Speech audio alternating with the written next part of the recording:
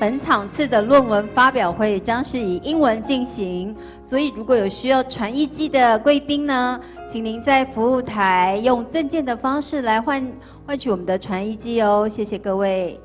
Good afternoon, venerables, scholars and friends, and our speakers. Welcome to the second session of the afternoon the conference. We have three papers.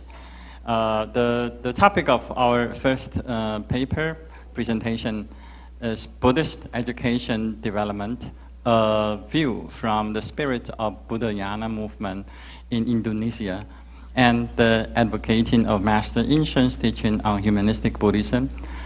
The paper was presented by Venerable Brahmasa and Venerable Juni Suryanadi and Dr. Dedi Kundana. All three scholars are from Buddhist Education Department of Jina Rakita Buddhist College. The second presenter, the speakers is Professor Hugh Shugman. He's a professor in writing and rhetoric studies at University of Utah, Asia campus. And Professor Shukman will present a topic entitled Dharma Master Inshun's approach to Hume's is-ought problem in the way to Buddhahood. Our third speaker is Jacqueline Ho, who teaches at the Department of Humanities of Mount Royal University, Canada. Professor Ho will present a paper entitled An Introduction to Inshun's Renjian佛教in light of COVID-19 pandemic. And by the way, my name is Wei Zhen Tian, and I'm teaching at Dharma Drum Institute of Liberal Arts and at the Department of Buddhist Studies. So let's start from our first presentation according to the agenda. That will be okay.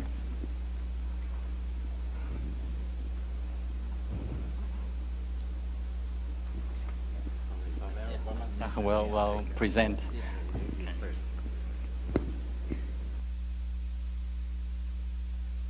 This, yeah. Okay. Hello, everyone. Good afternoon. So here, make it short. We are from Indonesia, Jina Rakita Buddhist College. Our research now related with how we see the teaching of the Master Inshun.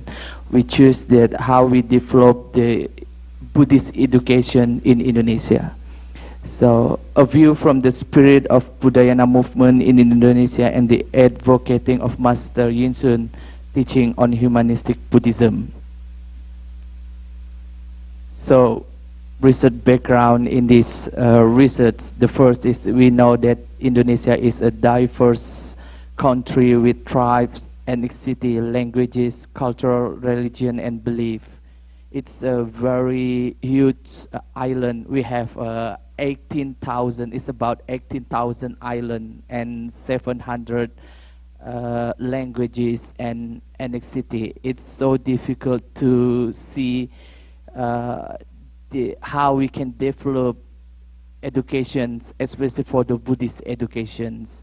So how we can bring the Buddhist applications in Indonesia so that we can develop the education according to the Buddhism. And we know that in Indonesia we have many religions that have to follow the regulation according to the governments. And we are the minority, one of part that religions. So making education one of the main way to solve society problems, especially for the Buddhist society. Implementing Buddhist education in Indonesia also has to deal with many obstacles, such as radicalism, sectarianism, discrimination, anti-local culture, exclusivity, and narrow thinking which can hinder the education development more humane and universal. Because of what we know, Indonesia is, in the past we are the Buddhist country, but then we moved to be a minority because the Buddhism is collapsed and is gone totally. And nowadays, all schools of Buddhism in Indonesia come from many countries, Buddhist country overseas. It come to Indonesia and bring them the approach how to practice in Buddhism. So all school of Buddhism in Indonesia, which only put their concern to crystallize in the characteristic of its sake of that it become exclusive and compartmentalized, are one of the basis of the problem and potential cause of underdeveloped Buddhist educations. It means that everyone bring their characteristic and they say that their approach is best. So it make compartmentalize between the old Buddhist schools. Nowadays, we are the scholars, the education practitioners, and also the monastery recognize that we have to bring the Buddhism is more contextual, so it can integrate with the social problem and can resolve and give the recommendation by the application of the Buddhism itself.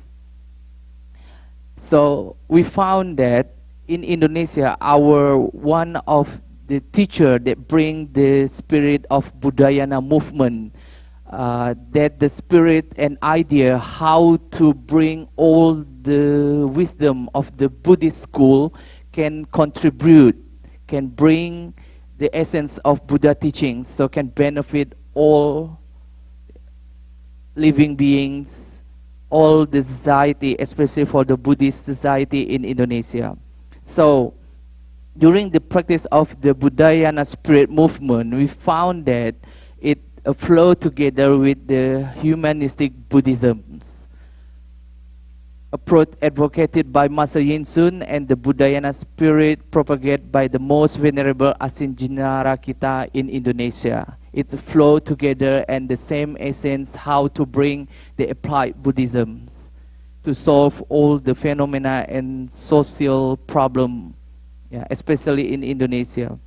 The phenomena of the development of Buddhist education in Indonesia, which was influenced by the view of Buddhist spirit wisdom and how it can bridge in the society into the Buddhist education more humane and integrated with all aspects in the society, that we can find it in the humanistic Buddhism according the Master Yin Sun advocating. So in this research, we have two research questions. First, we bring the question, how many publications on the trend and growth of humanistic Buddhism relate to Master Yin Sun advocating and teaching toward Buddhist education development according to the bibliographic analysis? And the second, how does the spirit Budayana movement and humanistic Buddhism in the context of Buddhist education development in Indonesia? So we use the methodology by using some application to help us to clustering and to make systematically how we can see how many publications related to the Master Yin Sun using the bibliographic analysis. And also we depend this research by a qualitative approach with the single case study. We interview with the informants that related with our research questions, senior monks and practitioner, government, and also the education practitioner. So by using the bibliographic analysis application, we know that the trend and growth of humanistic Buddhism in terms of Buddhist education development and relate to Master Yin-sun advocating. So we use with the keyword, title, and also abstract, so we can find and clustering how many publications during the 50 years since 1973 to 2023 using the Scopus database and Google Scholar database. Why we choose Scopus and Google Scholar database? Because it more have the integrity using this database. And we found it, its decade, we found it, the trend and growth of humanistic Buddhism in terms of Buddhist education development related to Master Yin-sun advocating, it rise decade by decade.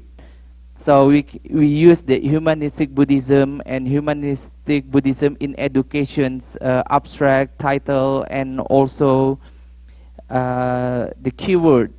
So we find it in non-scientific production growth rate percentage. This phrase every decade this increase, especially for in 1994 to 2003 and 2014 to 2023.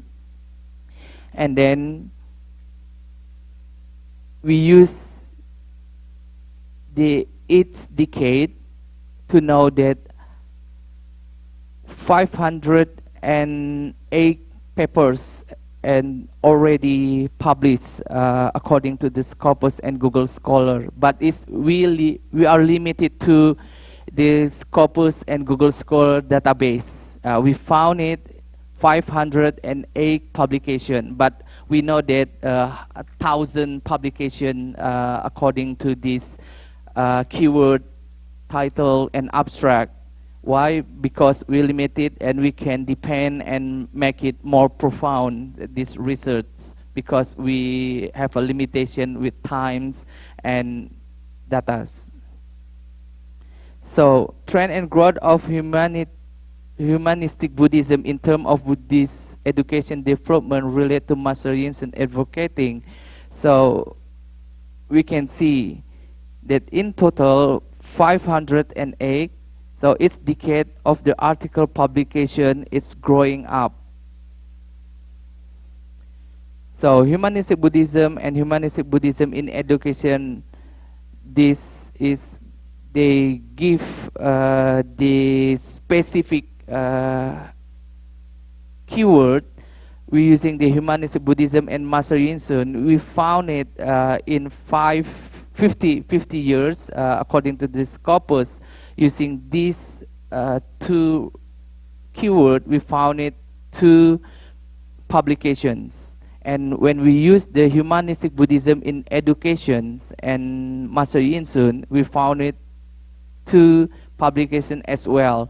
But beside that, we found it a lot of publication is propagated by the Fo Kwang San with another keyword, but relate with Master Yin-sun. But now we specific use the Master Yin-sun keyword, but don't see that, oh, only 2 because it is the data by the Scopus. Yeah, maybe in the past, the 4 last decade, they don't index by the Scopus. Yeah. So make it short. So humanistic Buddhism and humanistic Buddhism in education related Master Yin-sun advocated growth and research trend is totally rose decade by decade. So we can see that how the influence of Master Yin-sun teaching on the humanistic Buddhism. So that's why when we see that there is influence a lot in Indonesia, because we know that almost all the Chinese monks and nuns, they learn from the Taiwanese Buddhism. So they're influenced by the teaching of Master Yin Sun, how they bring the application of the humanistic Buddhism to Indonesia. Not only for the education, Buddhist education development, but they use for another life or society aspect. So the total strength of the co-authorship link analysis, also we try to analyze that. We find it not only for the education development related the advocating of Master Yin Sun on humanistic Buddhism, but interdiscipline and multidisciplines. So now it's spread a lot into the world with many sciences and also the disciplines. So the result of the research for the literature research study has done a bibliographic analysis using the first fewer application. Humanistic Buddhism had a long time to establish with the multidiscipline and interdiscipline. The 580 documents have been analyzed and shown that in 50 years, humanistic Buddhism related with Master Yin Sun advocating and has developed massively and repropagated by his disciple Master Yin Xing Yin. So, our conclusion for the first research questions of this research is: humanistic Buddhism is core and fundamental for other aspects such as educator, teacher, social worker, leader. And furthermore, humanistic Buddhism in education also aroused and is much developed nowadays, especially in Indonesia. Humanistic Buddhism and humanistic education related to Master Yin Sun advocating brings the description that one of its characteristics, namely mindfulness, become one of the essential aspects in many variables related to humanistic Buddhism in all scope of the social problem according to the humanistic Buddhism. So, when we compare with how the humanistic Buddhism and relate with the spirit Budayana movement in Indonesia in the context of Buddhist education development, we can know that the late most venerable Asin Jinarakita had learned and received transmission of the Dharma from many great teachers while propagate the Dharma around Indonesia. He devised many skillful means to give everyone a chance to learn Buddhism without killing their root. He also offered the freedom to his disciples to run overseas with many great teachers as they wish. So this how we can see that the connection of the Buddhism in Indonesia with the advocating of Master Yin Sun teachings began. He said to us that we had done in a way Buddha's approach to giving the spirit of one for all, like what we live in the diversity of cultures, ethnic, languages in Indonesia. This idea and view are to use all Buddhist schools' wisdom to achieve an enlightened shake of sentient beings. It is known as the movement of Budayana. Humanistic is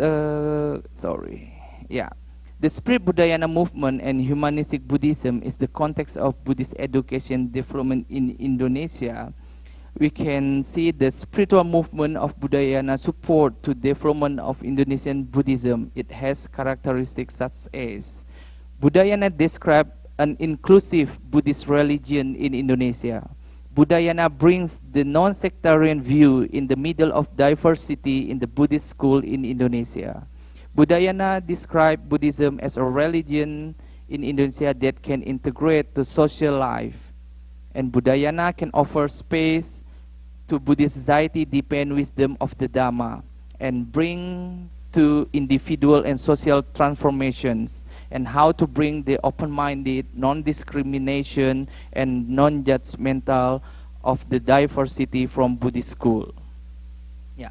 So this research bring the conclusion and the Spirit Budayana movement as a fundamental idea and view in the context Buddhism development. According to the result and discussion, the summary of research sub-focus could be summarized, picture and flow chart. So we can see Indonesian Buddhism, they have their own demography and influenced by the political and also the social situations, and how bring the Buddhism practice into the society. So this can be obstacles that needs a skillful means to translate into the nowadays. So how bring the Budayana spirit movement to bridge in all these aspects. And also we can see that how the humanistic Buddhism can help to make it more clear how to bring the Buddhism practice into the modern life nowadays. So humanistic Buddhism and the Spirit Budayana movement is an applied Buddhism. So nowadays we conclude that how in Indonesia Buddhism we need that integrate the practical of the Buddhism can answer the needs and wants and all the phenomena and problems of the society, not only for the Buddhist society but for the Indonesia too. So we can see that humanistic Buddhism and Budayana spirit movement is flow together as applied Buddhism. And last not least, the spiritual Budayana can influence a lot to the context of Buddhist education development in Indonesia. So the development of Buddhist education in Indonesia depend on the political situation due to the minorities. Another thing is that Indonesia demographic condition affect the characteristic of the Buddhists themselves, even how education is managed. So the humanistic Buddhism together flow with the spirit Budayana movement together to give the way of skillful means how the Indonesian Buddhism can grow, especially for the education development nowadays. Yeah, I think that's all. Thank you very much. We can continue with the discussion later on. Romansa. So now let's invite our second speaker, Professor Shukman from University of Utah, to deliver your speech.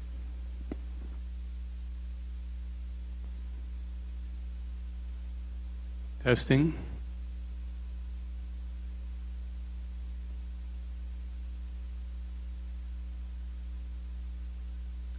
Okay, welcome everyone. Thank you so much for having me here. Looks like the PPT is working, so this is great. Today I'm going to be talking about Dharma Master Yin Shun and compare him or put him in dialogue with someone who might not at first glance seem like a very likely person. So we know very well about Dharma Master Yin Shun from all of the great presentations we had today. But David Hume's a Scottish philosopher. He's from the 18th century. He's a skeptic. And I think that last point is exactly why they should be put together, is because Hume is so skeptical about religion and about any kind of knowledge that we might have. And so whenever I'm reading someone, I love to apply Hume or put them in conversation because you come up with some pretty interesting questions. Before I continue, though, I do want to say thank you for the organizers of this event, which has been incredible. The hospitality, I got into Taiwan yesterday to Taipei, and it's just been nonstop joy and love from the people of Taiwan. So I'd also love to thank the simultaneous translator, because the translation has been incredible today, so thank you very much. The other thing I'd like to note is that I have to thank my wife for letting me come here. I live in Korea, and I've been busy with starting a family in the last 5 years. And my wife said that she wanted to come instead of me because we don't sleep at all these days. So I have to give her special thanks for letting me come. A little bit about my background, because I think it's relevant to my approach to this speech. I started in religious studies and Buddhist studies. I studied at Columbia University with Robert Thurman and with Ryu Chiabe, so Japanese Shingon-shu and Tibetan Buddhism. And then I continued with Janet Jatso at Harvard University. And through their encouragement, instead of studying Buddhism, I went into education to try to combine both of these fields. And so my PhD work is in the field of education, and I consider myself an education researcher. And so this talk I'm going to give today is going to be focused on the pedagogical or the hermeneutic qualities of Dharma Master Yinshan, and trying to understand the subtleties of why I think he is an amazing teacher. So hopefully you'll come away with a new appreciation for his teaching techniques. Now, we know that he is very prolific and that he has written so much, but perhaps the Way to Buddhahood is his most popular text, and I believe it's meant for a fairly wide audience of people who may be specialists in the field, but also people who are lay practitioners. And so I wanted to focus on this text and focus on the idea of his ethical approach. Now, he doesn't take a very easy approach, right? He sets the bar very high for challenging himself and creating an ethical system. And this is because he is taking from, for those of us who know the Lotus Sutra well and some other sutras related to that, the Ekayana, that all of these Buddha paths converge together and they all implicate each other. And so this is not an easy path. And in addition to that, I would say that he's looking at ethical patterns not only for Buddhists but non-Buddhists as well. And so if you read his text closely, his idea of training incorporates all kinds of ecumenism, bringing in different kinds of religious perspectives. So a really challenging approach, I think, to creating an ethical system. Now, we can look at other flavors of Buddhism to see that there are different approaches to take to this kind of human-centered Dharma. Since I've been living in Korea for about 7 years, one of the examples that springs to mind is Venerable Pamyum Sunim, who's the founder of the Jongto Society. Now, Jongto is a great society. It's a very strong Buddhist organization. Their slogan is pure heart, good friends, clean earth, and they do some amazing social work. But when we think of the kind of advantages of the approach of perhaps leaving out Madhyamaka, of perhaps leaving out some of the harder philosophy in Buddhism, well, it makes it very accessible to many people. So in terms of accessibility, we can say that this is a great advantage to this approach. The other thing that we would say is that some of the Buddhisms, right, the different kinds of layers of Buddhist practice seem to contradict each other.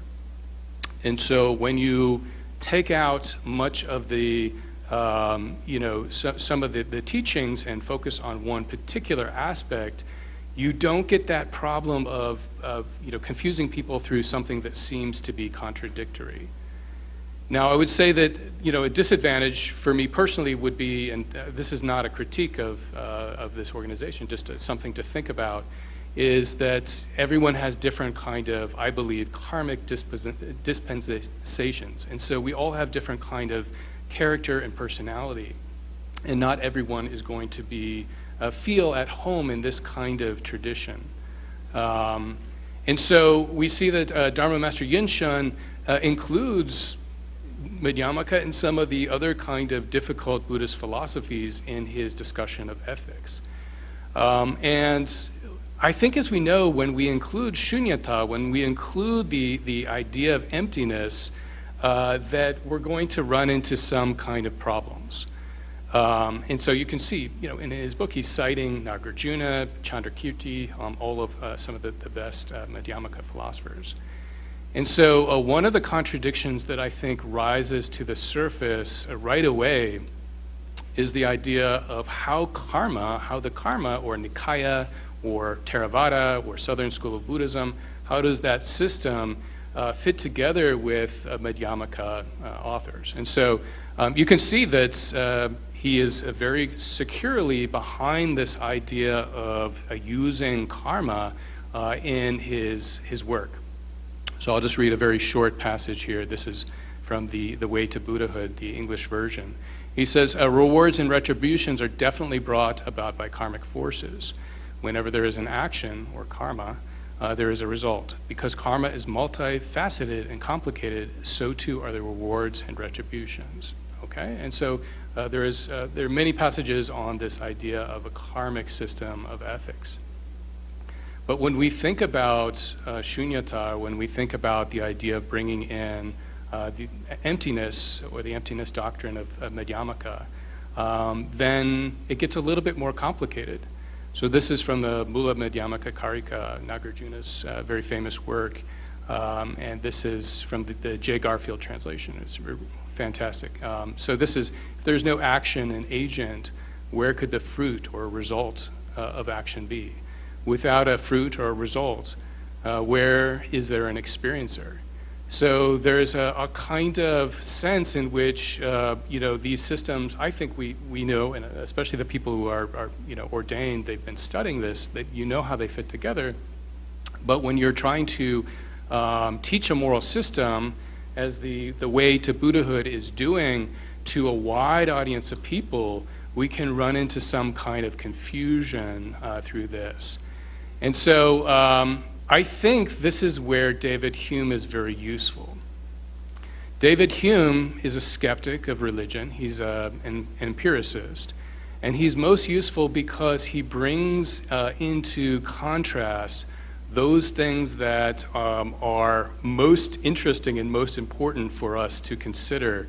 I'll give you a very brief background. I really enjoy him, by the way. I recommend, if you haven't read him. He wrote a really, really thick book in 1738 called The Treatise on Human Nature.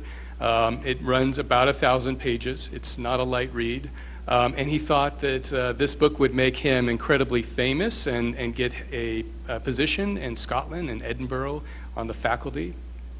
He's one of many people who never became a professor, and it makes me feel good when it's hard to get a job, that David Hume could not get a job in Scotland. We say Karl Marx could not get a job as a professor either, which I think is always fun. And so, but the only person probably who read this was Kant, and it set him into a kind of a different orbit of thinking about philosophy. And so Kant is one of the people who popularizes the philosophy of Hume on the continental side. He wrote a shorter book called The Inquiry Concerning Human Understanding in 1748. 10 years later, this is a concise version of his first treatise. And in this book, he raises a very interesting moral quandary, a very interesting moral question, I think, that is worth thinking about. He says, in every system of morality which I have hitherto met with, I've always remarked that the author proceeds for some time in the ordinary way of reasoning and establishes the being of a God, or makes observations concerning human affairs when, of a sudden, I am surprised to find that instead of the usual copulations of propositions is and is not, I meet with no proposition that is not connected with an ought or ought not. This change, imperceptible, but is, however, of lasting consequence. And so, oftentimes, we have an ontological statement about the world, which Madhyamaka gives a statement of there is no swabhava, where there's no kind of self-nature, everything is interconnected, or pratitya samuppada, where we have dependent origination. But how do we get from that conception to an idea about how we should act in the world? And so for Hume, ought does not follow is. Now he's complaining about, Christian ethics, but I think in some ways this is a good question for Madhyamaka Buddhist ethics as well. I should say that he's a very skeptical empiricist, and he did not even believe that science could be predictive as well. He thought that the only thing that we could know for certain are systems that happen in our mind.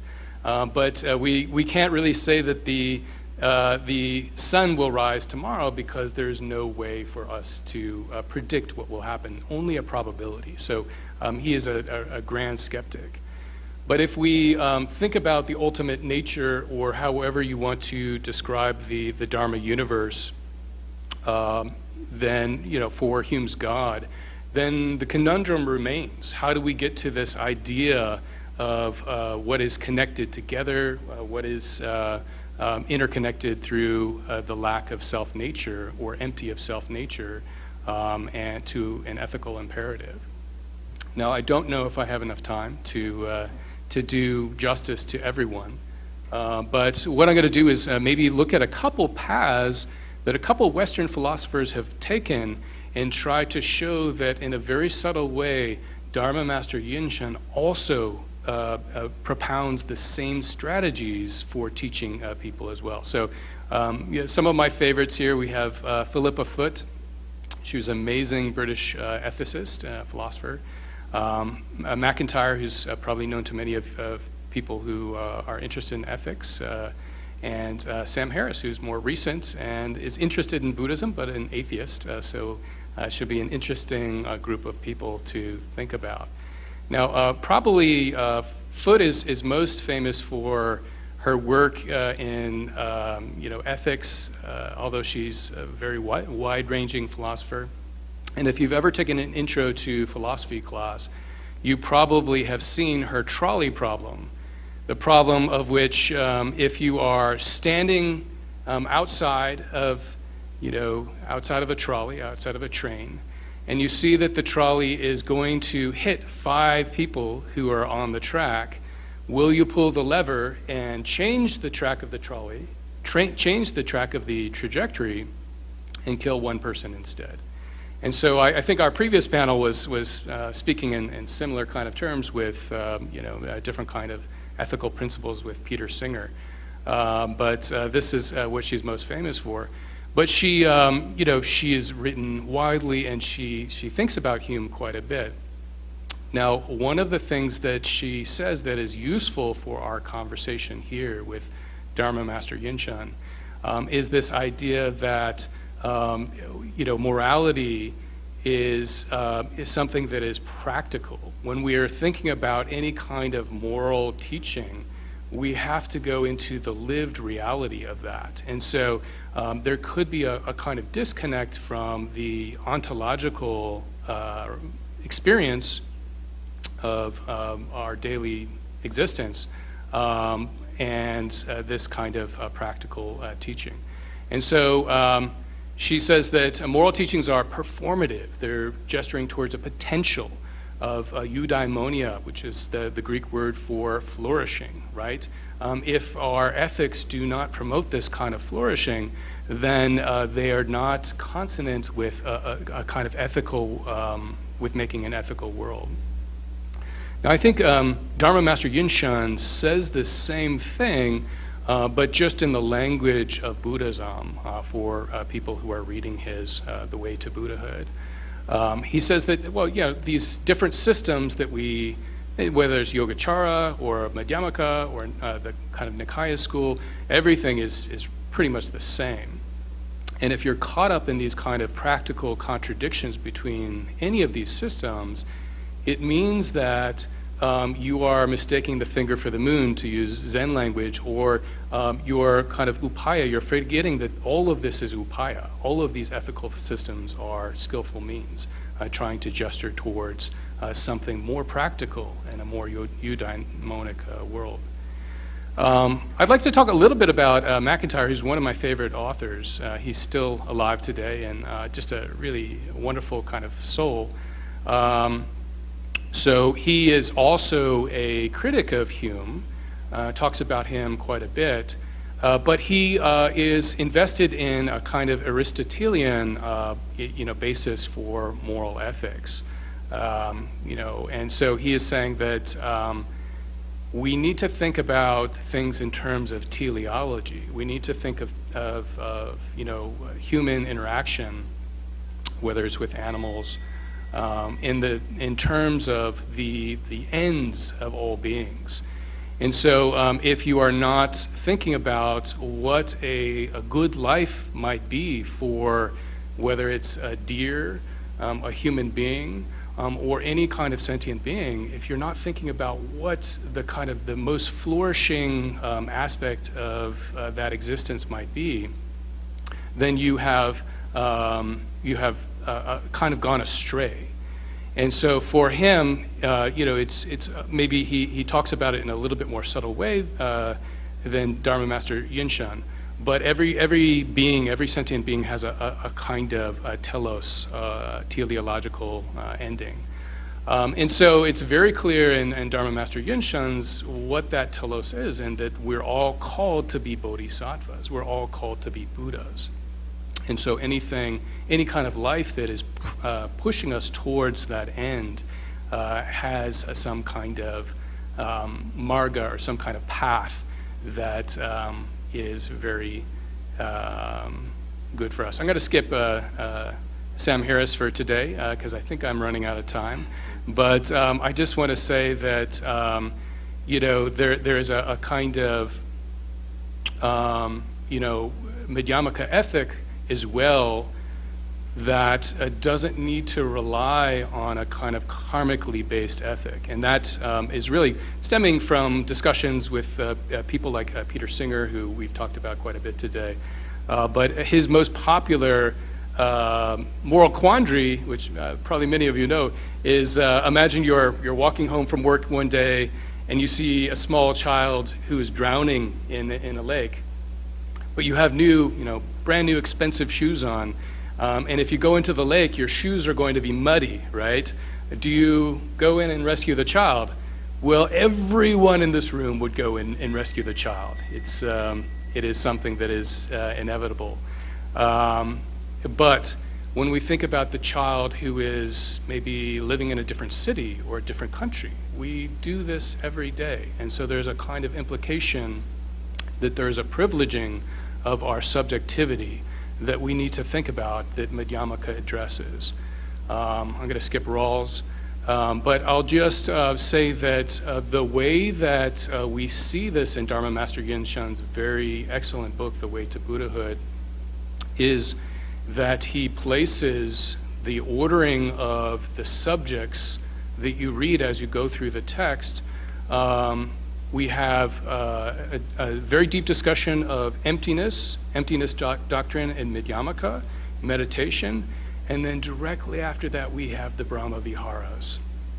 And the Brahma Viharas, I think many of us know, is this kind of perspective from the Bodhisattva's enlightened mind, trying to think of how a Bodhisattva acts within the world. And so it sounds like I am out of time, but I thank you very much to the moderator and my fellow panelists. And thank you very much for your attention. Maybe some of the ideas will be elaborated at the time of discussion session. Right? So welcome our third speaker, Dr. Ho.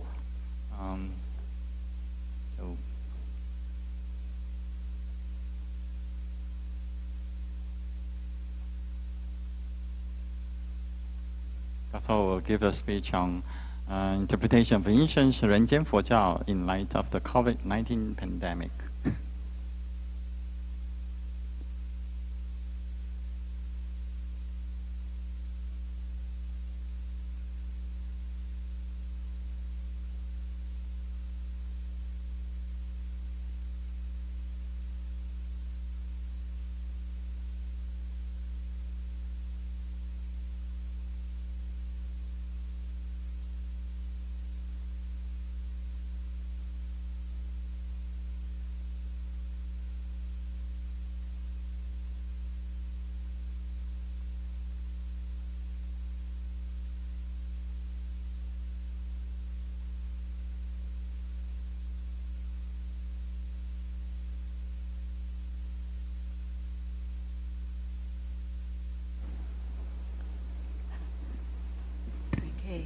大家好，我的名字是何静琪，英文名字叫Jacqueline Ho。我想感谢玄奘大学欢迎我来台湾，还有我想感谢Sharon 和义工帮忙，大家午安，大家好。对不起，我的中文不太好。我爸爸妈妈都是香港人，所以我是讲广东话的。不好意思，我今天会讲英文。还有我有一点时差，因为我是加拿大跟这里有12个小时的分别。Okay. So the title of my paper is Venerable Yingshun's Renjian Jingtu, the Pure Land in the Human World in light of the COVID-19 pandemic. So I am from Calgary, Alberta, Canada. If you look on this map on the left-hand side, that is where Calgary is. It's about a 12-hour drive east of Vancouver. And a 1-hour flight from Vancouver, and I'm 3 hours from the Montana-US border. And whenever I think of Calgary, I think of the winter, because it's winter for 8 months of the year, and it snows, and it's very cold. It's very common that it's minus 20 degrees Celsius, but even up to minus 30, minus 40. So I'm not used to the humidity in Taiwan. If you look on the right-hand side, that's a picture of Mount Royal University, where I teach religious studies in the Department of Humanities. My office is just on the right-hand side, and here's a number of courses that I teach. I'm actually teaching now, but I canceled some classes to come here. Okay. So before I talk about the central questions in my reflection paper, I'd just like to talk about how I came to know Venerable Yingshun. So I knew of Venerable Yingshun from 2 of his disciples. One is called Wu Yuan Shi, and one is called Ru Li Shi. And they were disciples that taught at the Fu Yan Fo Xue Yuan. And then I wrote my MA thesis on Venerable Yingshun's Renjian Fojiao. Okay, so I'm just going to read a quick passage. According to the main teachings of Venerable Yingshun's Renjian Jingtu, Pure Land in the Human Realm, sentient beings should seek rebirth in the human realm rather than a heavenly Pure Land, because one directly enters Buddhahood in the human realm, which is the quickest path. So Venerable Yingshun envisioned that the Renjian Jingtu is the transformation of the human realm into a Pure Land. He also advocated the need to follow the Bodhisattva path, Pusa Dao, and to adopt the Bodhi mind, Hua Puti Xin, the resolve to achieve enlightenment for the sake of all beings. So my paper wasn't so much a research paper, but a reflection paper. And so I have 4 questions. I will only have time to talk about 3. But the first 2 questions is, how would Renjian Jingtu be envisioned in the COVID-19 pandemic? You know, what would Bodhisattva practice look like? The 4th question is, are there any symbolic or metaphorical parallels between the COVID-19 pandemic and Renjian Jingtu? So based on my own personal reflections, I assert that even in a pandemic, there is potential to transform the human world into the Pure Land. And I see a lot of ideals that are similar with the Bodhisattva path. Okay, so my first assertion, I claim that the creation of a Renjian Jingtu could be envisioned through personal responsibility. And I'm just going to briefly talk about the extent of our self-isolation during the pandemic before I talk about these points. Okay. So At the onset and height of the COVID pandemic, we were all required to self-quarantine at home due to the fact that the symptoms may not have been present in the infected individuals. As the symptoms lay dormant in the incubation stage of the virus, individuals, we, were seen as vehicles for unknowingly spreading COVID to others. We were asked to stay in our homes, to limit our social circles to a prescribed number of close friends, to avoid going out to public places, and to cancel family gatherings. Those who could complete their home turned their homes into a remote office. Teachers and educators, we were told to transition our classrooms to online platforms. So Venerable Yingsheng stated that the Renjin Jingtu was made possible through the practice of the Bodhisattva path, the Pusa Dao. And I assert that staying home could be seen as an extension of the Bodhisattva duty to care for others by preventing the spread of COVID and to prevent the contracting of the virus. It involves putting aside our personal desires for the greater good of humanity.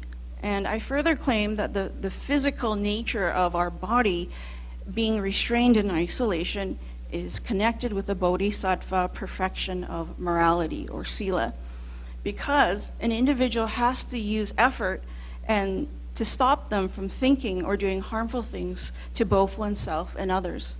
So this body, this physical body, which is perceived as a threat and a carrier of the virus, needed to be restrained through one's willpower.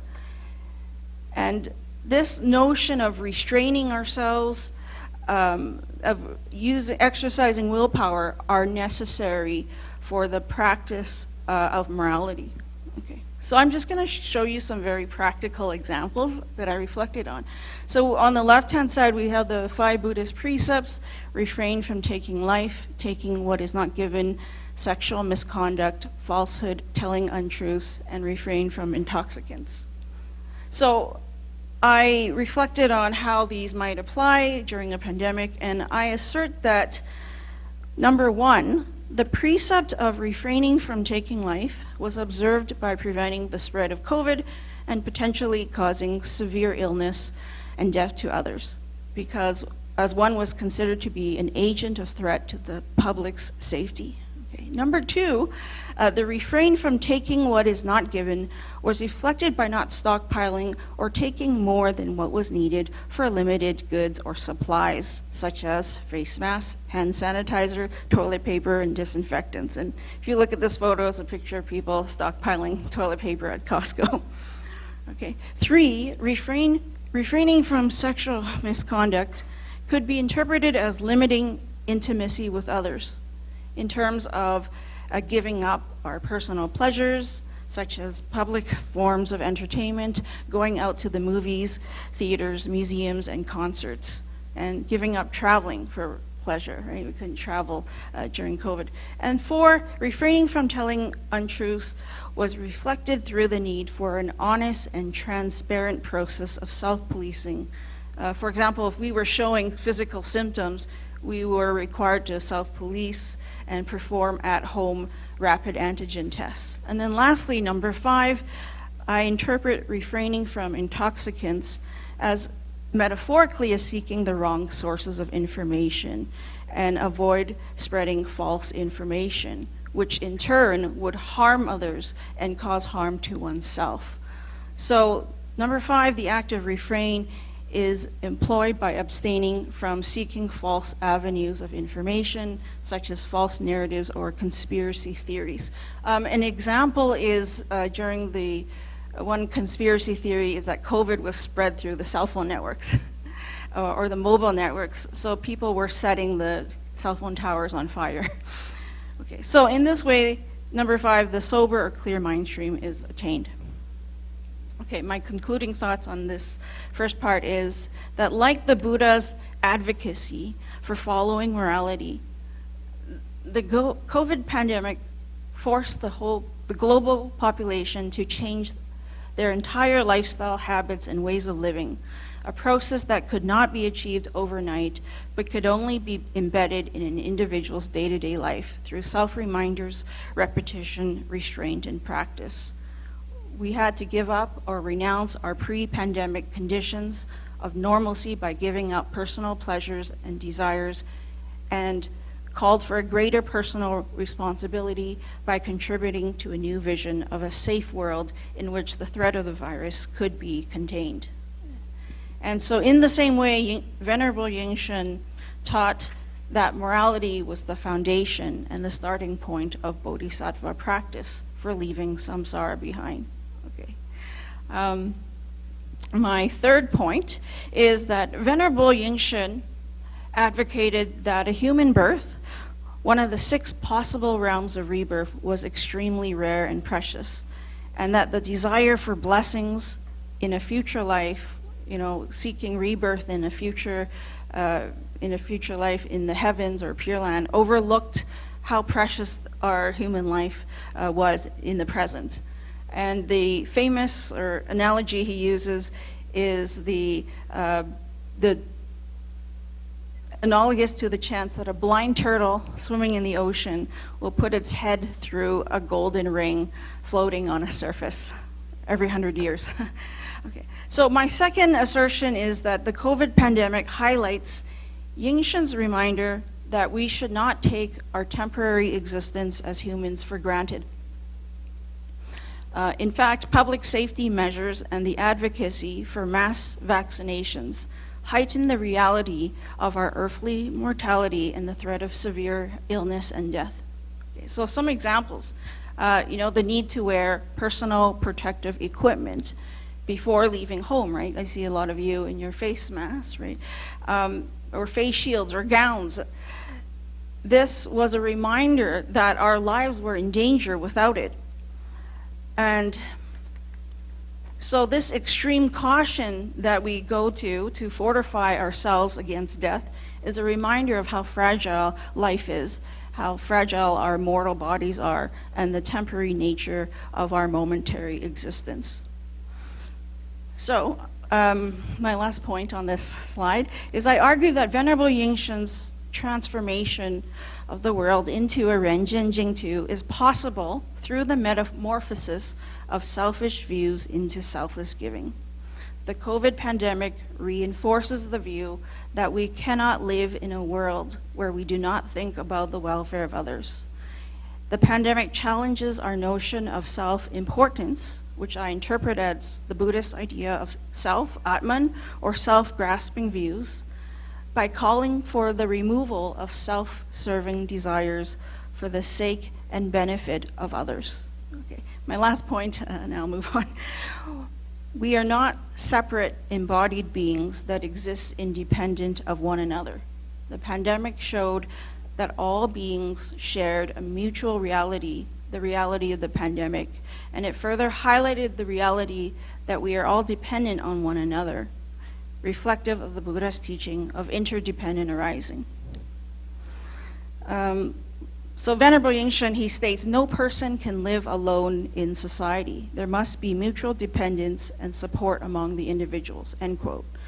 So the pandemic was a reminder that our actions have consequences that affect others, the law of cause and effect, and that we cannot live in this world without our mutual reliance and concern for the welfare of one another. Okay, so let me just give you some practical examples, like what am I talking about? Okay. So in order to transform samsara into the Pure Land, the Renjin Jingtu, one of the necessary criteria is to get rid of self-attached views. So these are some examples I thought of how selfish views were transformed into selflessness during the pandemic. We saw a lot of commercial businesses. They turned their attention to philanthropic efforts. They transformed from trying to make money, right, a profit-driven model, to a non-profit model. And where do we ever see that? It's quite rare, I think. And let me give you some examples. Alcohol beverage producers suspended their operations to produce hand sanitizer. Clothing factories turned their attention to stitching face masks. Snowboard companies turn their attention to producing face shields or sewing gloves. Automobiles, for example, Ford, right, the automobile company, began the assembly of ventilators and respirators. And this notion of charity wasn't just limited to commercial businesses. We saw that wealthier nations, for example, donated supplies of face masks and vaccines to third world or poor nations. And in Canada, fast food chains such as McDonald's or Tim Hortons, I'm not sure if you've heard of Tim Hortons, but it's a really famous coffee chain, they cooperated with the government to distribute face masks. And I argue that this notion of charity is one of the 6 characteristics of the Bodhisattva practice of charity or dana. Okay, so I'm just gonna skip to my last 2 slides. Okay, so I argue that the final conversion of the Renjen Jingtu, of the human realm into the Renjen Jingtu, is achieved through the disembodiment of the internet realm. Okay, so let me explain what I mean by that. The Buddhist Pure Land is a distant realm where sentient beings can continue to cultivate the Dharma after they die. And for example, those who single-mindedly chant the name of Amitabha Buddha can, upon death, be reborn into Amitabha's land of bliss. So over time, the land, Pure Land, became synonymous with end-of-life practices. And we know that Venerable Yingshun had a problem with this view because he stated that the goal of seeking rebirth in the distant Pure Land represented a false attitude towards Buddhist practice, because the goal focused on the future and bypassed practicing in the here and now. So Venerable Yingshun, he doesn't deny that the Pure Land path will eventually lead to Buddhahood, as all paths will lead to Buddhahood. I have 3 minutes and I'll finish. It is not the direct path, and I think that's what Hugh also mentioned, this idea of ikayana. So how do I compare this last point? I interpret the internet realm created by computer-generated images and text as a metaphorical symbol for the distant Pure Land that Venerable Yingshun rejected. Okay, for example, when face-to-face meetings, when we couldn't meet face-to-face and gatherings were restricted, this resulted in a global shift to virtual ways of connecting with one another, of trying to maintain business as usual, of maintaining an online classroom to allow people in isolation to connect with one another. Whether through online video platforms such as Google Meets or Zoom, or instant messaging apps like FaceTime, WhatsApp. I know Line is the popular one in Taiwan. The internet became the avenue for people to communicate with one another. So my reflection is that the virtual world is a disembodied realm. When we meet on a Zoom platform, these two-dimensional images and figures, they only show a glimpse, a facade of the disembodied torso, just the upper half of our bodies. And this, in a way, is like these fantasy-like descriptions of the Pure Land Sutra. For example, in the Amitabha Sutra, it's described as having 7 tiers of railings, 7 layers of netting, and 7 rows of trees. Okay. So my metaphorical reflection is that the virtual world of online meetings and connections is a parallel to the distant Pure Land, which does not convey the reality of a world. With the click of a button, we can change the virtual background and instantly transport meetings to exotic locations. With digital filters, we can make all of our wrinkles disappear. And this, okay, I'm on my last slide and I'll wrap up.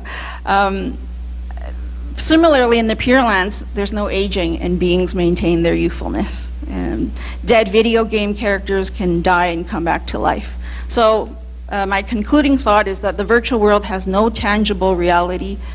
The pixelated heads, muffled voices, and buffering delays are reminders that the virtual world is only an illusion. Okay. And then my final thought is that when we use the internet, okay, I'm not saying that there's no positive benefits, there are lots, but when the internet is used solely of trying to return to some former pre-pandemic normalcy, in other words, the way things are, or we try to fast forward to returning to normal, this is problematic. It ignores the now, the present.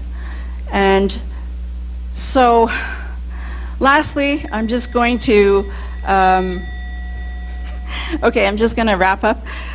So there's two authors, Sikovaki and Lima, and I've quoted that when people say they want to return to normal, they want to return to normalcy, what they really want to say is that they should be entitled to health. They tend to think of health as a right. But Sikovaki and Lima say that we should just rejoice that we are glad to be healthy and it is a joy. And so in the same way, this is a reminder of Shakyamuni's Buddha's teachings that all life is impermanent. And the key to leaving samsara is to accept impermanence. So my last sentence, the pandemic forced the global population to reckon with the reality of death and the impermanent nature of life. Thank you very much. Sorry, I'm over. Thank you, Dr. Ho. 请问大会我们这个 session 到几点呢？还有20分钟是吗？因为有一点点那个 delay, so I wanted to know. Okay, so 4点40到 to 4. Okay, so we have kind of 20 minutes. I have 5 minutes to wrap up. So the first paper is a demonstration on how Master Inshuen's teaching could contribute to the Buddhayana movement as well as humanistic Buddhism in Indonesia, and consequentially to a more adaptive, applicable, transformative, and universal Buddhist education as a profound response to the current educational, cultural, social, religious challenges that the country has to face. I think the introduction is not only informative, but also important because it provides an interesting comparison of the application of Master Inshuen's humanistic Buddhism in a different socio-cultural setting. I also found the paper praiseworthy and convincing methodologically, especially its employment of scientific statistical analysis and the up-to-date methodology of digital humanities such as bibliometric analysis and so on. So that's a great paper, and Professor Schuckman's paper is a more difficult one for me. It is highly philosophical, and I'm not familiar with Hume's studies. If I understand correctly, Professor Schuckman is trying to answer how the teaching of emptiness, to me, a seemingly self-defeating philosophy, or this kind of this deconstruction in terms of conventional ethical teaching of the Buddha, which in my view is a question raised by also by the critiques of emptiness teaching, a question that Nagarjuna anticipated and answered in his Mulamadhyamaka Karika. Simply put, the question is like that, the critique: if all dharmas are essentially of the nature of emptiness, then there will be no problem, no dukkha, no problem, and therefore no, the solution to the problem is also rendered meaningless. And furthermore, the nature of this question also troubled the important 18th century Scottish philosopher David Hume, as Professor Schuckman demonstrates, in terms of bridging the ontological of what is to the ethics of what ought to be. Professor Schuckman's paper therefore tried to show how Inshuen's teaching of Nagarjuna emptiness could help to solve this puzzle. I think Professor Schuckman rightly pinpointed Inshuen's insight of Nagarjuna theory of the two mutually entailed truths, the ultimate truth and the conventional truth, as the answer. The two truths are mutually entailed because, and I quote from Nagarjuna, without relying on the conventions, the sublime meaning cannot be taught. So 不依世俗谛 in Chinese 不得第一义 and all conventions are functional because they are essentially empty of the intrinsic nature. 以有空义故，一切法得成。所以这两个 the two truths can be related, mutually entailed. If I understand Professor舒克曼 correctly, again, the what is comparable to the ultimate truth of emptiness, and the ultimate is comparable to the conventional truth of ethics, which is the bodhisattva path to Buddhahood, including the fundamental practice of Eightfold Noble Path and altruism and compassion of the bodhisattva practice. Therefore, I found this paper genuinely inspiring, which demonstrated the insight of Buddhism in particular, demonstrated philosophical profundity of Buddhist teachings in general and Master Inshuen's insight of Buddhism in particular. Moreover, I also found the bridging of the ontology of emptiness with the pragmatic ethics of spiritual cultivation as well as social altruism offers a brilliant philosophical and theoretical insight for studying Master Inshuen's humanistic Buddhism.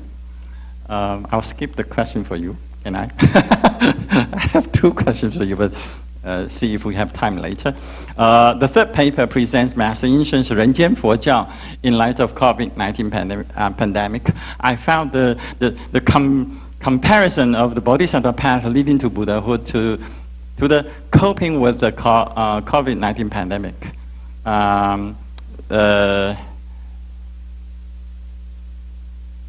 The bringing our world back to normalcy, very interesting and inspiring.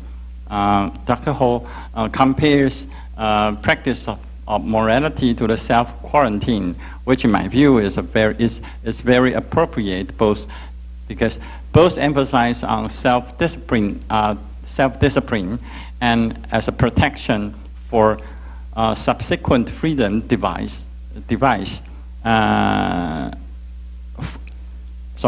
for subsequent freedom rather than constraint and bondage. She also compared predicament of pandemic to the very nature of human existence, which is dukkha, the first noble truth. And this predicament precisely because of which the human existence is more precious than a heavenly abode. Right? And next, I found a comparison of vaccine to prajna wisdom, particularly intriguing and brilliant. I would add that the virus can be compared to ignorance and our mental defilements. So like vaccine that guides our immune system to recognize certain virus and produce protection, wisdom too guides our mind to recognize and protect us from being affected by ignorance. And further, the comparison of internet virtual world to the distant Pure Land is also interesting. I do have a broad and somewhat odd question just to amuse everybody. Somewhat odd question for everyone of us, including myself. So about the idea of 人间净土, the pure land of human realm. Venerable Inshuen's humanistic Buddhism is a nutshell, in a nutshell, is that all Buddhas attain their Buddhahood in their human existence, right? The Sahaloka, 就是娑婆世界. So if our world is purified and becomes a pure land, then would any future Buddha be reborn here? Or they will have to find another Sahaloka in which to take their rebirth? Just kind of question to ponder over. Okay, that's I have. And so now, shall we open to the floor? Open the floor to questions. All right, so questions should be limited in 3 minutes, okay?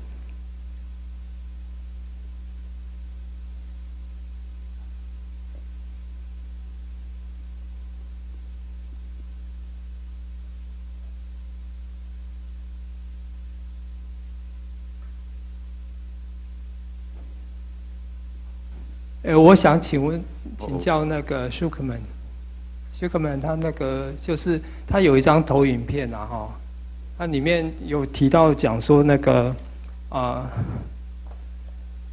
有一句话是讲那个 Hume 的那个讲 out the not follow is， 我想说能够解释一下这句话有没有什么一些具体的意思？So there's a sentence. 不好意思，谢谢。On what is and what ought to be？ 你是要解释什么哪个句子吗？对，有一个就是在那个投影片上。投影片是句子吗？还是说这两个？就是有一个句子，就是。但是 is 跟 ought to be， 是句子吗？还是怎么样？因为对。对啦，但是是个句子，还是这两个 idea 而已嘛？这个一个句子。是不知道那个句子是哪个句子？对，下面那个。ought does not follow is 是吗？是 yes. So you wanted you to explain 可以麻烦 why that's the case. 麻烦解释一下，谢谢，我想了解一下。So this is not my position. It's David Hume's position. So he's critiquing many philosophers of his time based upon his view of empiricism. He's within a group of European philosophers who are considered empiricist. And I won't go into all of the details, but the idea is that we're learning from what is around us. If you look at someone like Descartes thought that we were all, the only thing that we could really understand is through cognition. And so he believed that we're kind of like machines, that the brain was caught in a kind of machine. Well, the empiricists like Locke and Hume come along, and they believe that we can learn from our environment. David Hume takes a very extreme position, though, in that group of empiricists. And he is saying, well, much like if you look at some of the like Chuangzi or something like that in Taoism, he is doubting our senses to the degree that he is saying, well, we can't really know what is in our world. Or the Yogacarans sometimes make this in the very extreme kind of end. And so he's saying that, we are removed from our world. And so it's difficult for us to experience and to know what the world is actually like. So he's starting from that position and then looking at moral philosophy and saying, well, if you can't even tell me what the world is like for sure, then how can you tell me how to behave in this world, or what is ethical and what is not? Now, David Hume was a very funny person. He was a kind of ethical person. He's a really funny guy. And so when people asked him, well, so what is your ethic? And he said, well, whatever a Scottish gentleman does, that is what is ethical. And so he's a kind of, elitist in term or classist. If Karl Marx was to look at him, he would be very upset, obviously. But he's saying that there's really no way for us to know our world, and therefore, how do we move from that is to an ought? So that's I think that's his main point in this text. Yeah, thank you. 应该没有时间翻译嘛哈，就是实然跟因然的问题了哈。是你们已经听到了嘛哈 ？OK， 有自动翻译。OK，so variable， 你有问题 ？Who believes?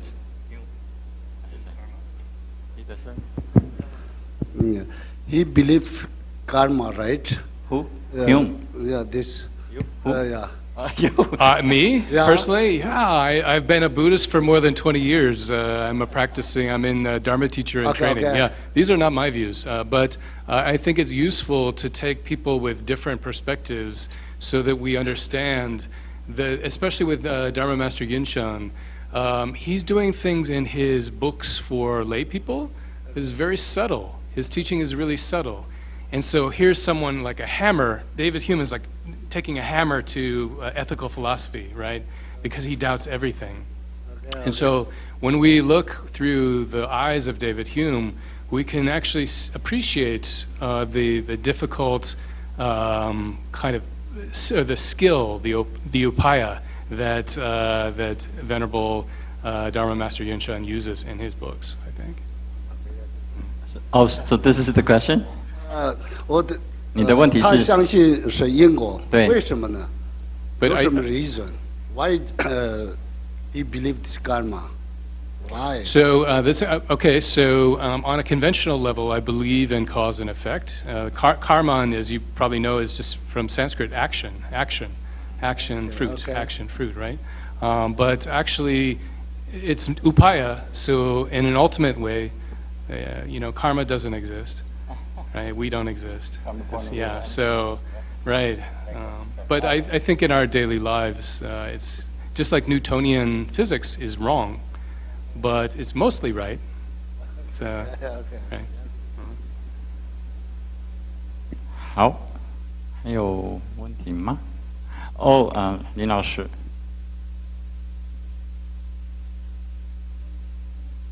可以给老师那个麦克风吗？麦克风这边，前面。OK。Thank you very much for the free papers. But I only ask some small questions about the last two. Okay, the first one is about Dr. Schwartzman. Okay. What about your understanding of Hume? I don't think the three scholars and their approaches could solve Hume's problem of the fallacy of deducing odd from is. Actually, they go around it, but never touch the main point. Okay, and the second thing is, because you have not time to read through the whole paper. I don't know how you argue for Insun's theory, in some sense, from emptiness, and deduce something what we ought to do. I don't see the argument here. Okay, and I'm sorry to say that you seem to go around it and quote some saying about emptiness and this sort of thing. But how? Yeah, how I think that's a great point. Thank you. To our that's beauty, very well said. A really good critique. I did rush the end of my presentation to meet with the time, but one of the points that I make is that the benefit of an emptiness or shunyata for an ethical perspective is that in Jay Garfield's words, we are thought of as persons and not subjects. And so I think one of the problems with thinking about how to act ethically is that we're always doing it from a subjective point of view. And so when we take the view from nowhere, or as my teacher Janet Jatso used to say, a homelessness of views, right? If we're dropping our own kind of subjective perspective for a moment when we're making ethical, of course we have to be practical. There's a practical side. You can't just pretend that there's no subject or a kind of amalgam. But when we're making ethical important decisions, it's important not to privilege too much our own subjective experience.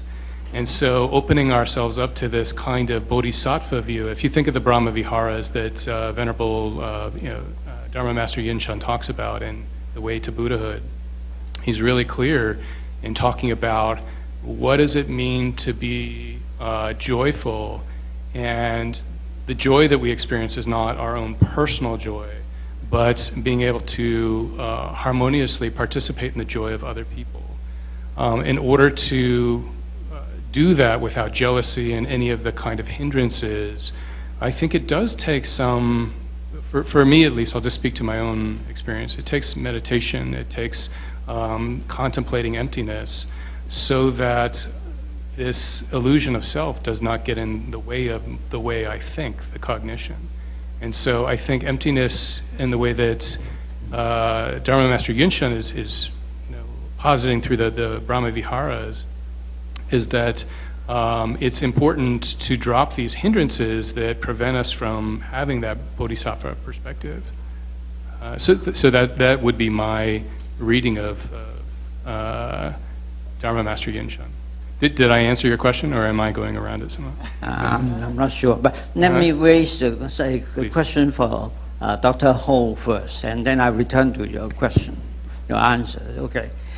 But you seem to present a kind of parallel things between Buddhist doctrines and then what's happening in our COVID-19 problem. But I'm sorry to say that, but I don't see the argument there, because what you say about the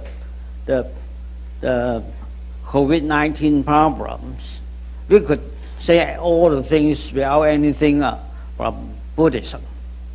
Okay, you just play some analogies in something, parallel analogies. But what you say about the COVID-19, how we should act, how we should do what we should do in the COVID-19 pandemic problem.